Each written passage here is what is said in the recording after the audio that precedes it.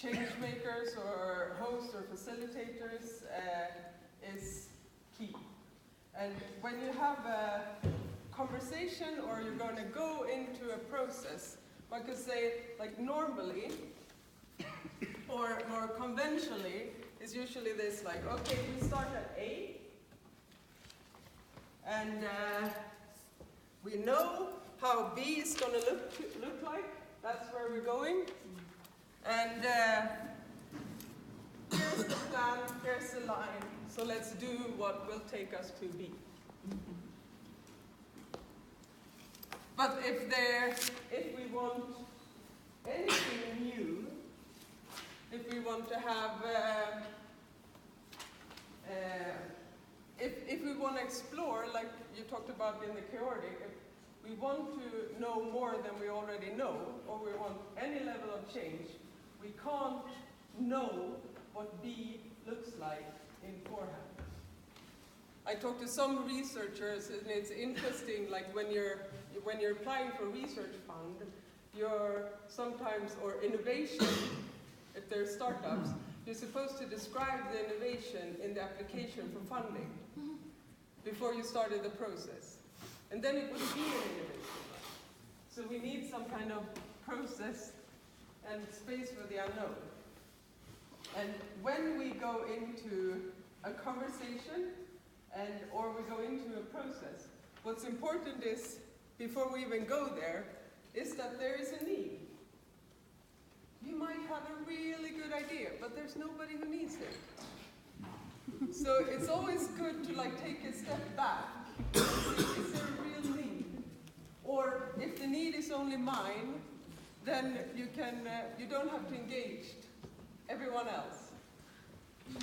So have a look if there is a need. And then we wonder, what's the purpose? Who needs this, if we reach this, how will that make our lives and others, or whoever we want to serve better? Why is this important? Which purpose are we? There might be many purposes, but which purpose are we trying to fulfill? Why are we starting this conversation or this process? And in exchange from when we know the B, even if we start, if we have a planned conversation or a process, we don't know how B looks like, but we still want to have an idea, what's our harvest? What's the outcome or the output? What do we want to harvest? And it might be relationships, it might be trust, it might be knowledge, but we can't know what we're going to know in the end beforehand, but we might want to have new knowledge. Or tools or a plan, but why are we doing this? What we would like to harvest? And then we have this breathing in, and it's called divergent, this space. So it's the open up space. And some people love this space and would like to be there forever. What more could we think of? What more perspectives? Who more can we invite? And nothing should last forever. But this is an important space. And there's a saying that when we work with participatory work, if it's about them, don't do it without them. So this is also a space, if you're working for youth, involve the youth here. Ask. This is a place to also involve those who are concerned in the purpose and need that you're serving. Right. And then we have this space that we call emergence. There's a movie when there are divergent people and TV series, but there is also the emergence. And this is what grows from what we gathered, if we cook this, what emerged.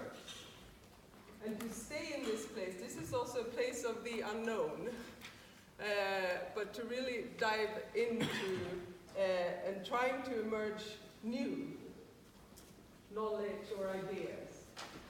And this phase can also be called the grown zone. We have one Swedish person here, Jämmerzonen. But it's because it can be groaning, it can be painful, and it can also be called the grown zone, because that's where things grow. So it can be a zone of flow, but it can also be painful. And if it's painful, it might be a sign that you're onto something. And I think Brona talked about it when you talked about Knevin or complexity, that here's also where it can be hard. Maybe you didn't, yeah, but this is like to push the resistance to go the easy path.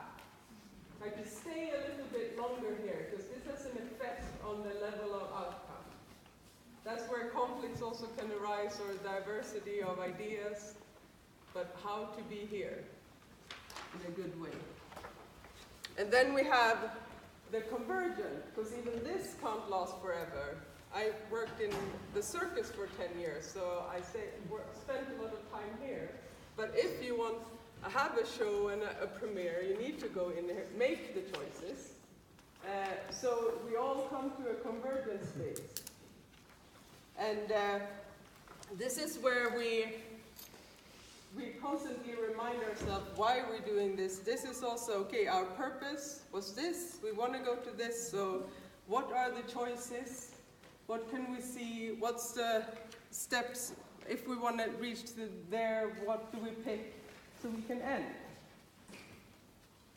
And if you're in a meeting, I think Phil talked about this too, sometimes when you mention checkout, for instance, even if you're in a meeting and you seem to be here, and the time is out, it can be easy to think that, okay, we'll meet tomorrow again and continue. That won't happen, because this pattern will happen by itself. If you leave everyone here and let's meet tomorrow, everyone do their own convergence on their own. So when you start, you have 20 people from a different starting point. But have a different idea of where we ended. So independent, if it's a short time, we always want to make sure that, okay, what do we know, what don't we know, and where do we start tomorrow? Like, we always want to tend to this thing. And I think with this pattern is also when it comes to hosting yourself and hosting others, it's, you are all capable of being in all these spaces. But it's also good to know, where is my tendency to go? I worked with a Swedish broadcasting agency and the news reporters who wanted to go into more investigative journalism. And I put them in a breath and I asked them, where do you want to be? And everyone, like 100% of them, stood here, like the deadline phase. And they wanted to do exploratory journalism and come in with new knowledge, and nobody wanted to be here. So they had like, okay, we need to learn to be in these spaces to host ourselves, but also know how to help people to be there. And we are gonna, this pattern is gonna show up also tomorrow when we go into how can we design. Because after one breath, there's another breath. One breath can be a 3-year breath with many after each other. So we're going to use this when we step into how we design. But we're also going to, today, we designed this day to make space for this.